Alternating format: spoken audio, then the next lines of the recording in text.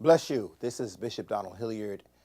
Our country is in a state of shock still behind the verdict of Mr. Zimmerman on the slaying of Trayvon Martin.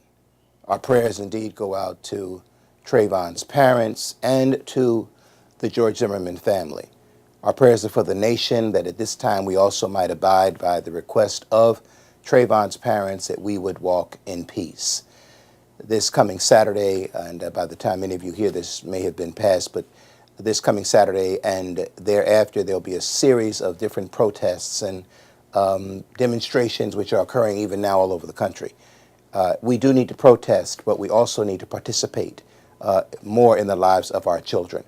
I'm encouraging all of the Cathedral International members and connected churches, those that I'm blessed to be pastor over, and to that we would encourage our people certainly to express your voice to Attorney General Eric Holder and to all of the various persons in power, that you would make your voice known. It is also time for you to participate in the lives of our children. As I do this taping, we're preparing to step out into the midst of our youth revival. Our children need our attention. Our children need mentoring. We need more mentors for our Big Brother program. We need security persons. We need people in Sunday school. We need men in the nursery. We need men in the choir. We need men and women to show up and get people back involved. We need you to go after the lost sheep.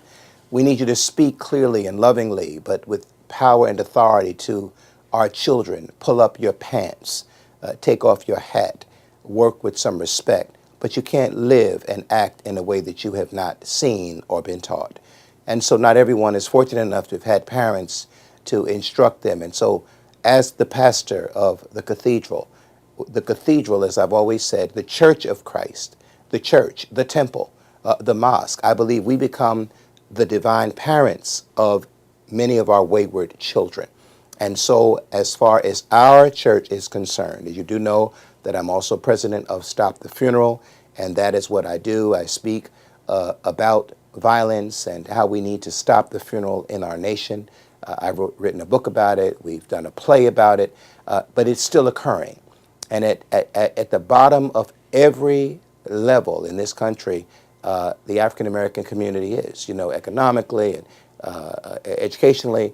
We need to love ourselves, and we need to lift up each other, and we need to liberate each other.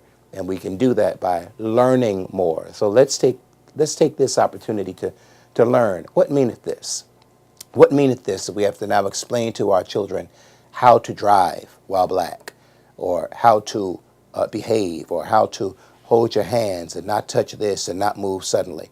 And so I hope that this will be a time, as our president has said, of reflection, but not just reflection, but in the midst of this profiling situation, the tragic loss of this young man, that we would, yes, protest. I agree, protest. But beyond protesting, we must participate in our own freedom and our own deliverance. Cathedral International churches, we are counting on you to stand up and take your rightful place. If you're not involved in the ministry, get involved in the ministry. If you've left the church, come on back home. This is not the time to be outside of the ark of safety. Trust me when I tell you. We're praying for you, and God bless.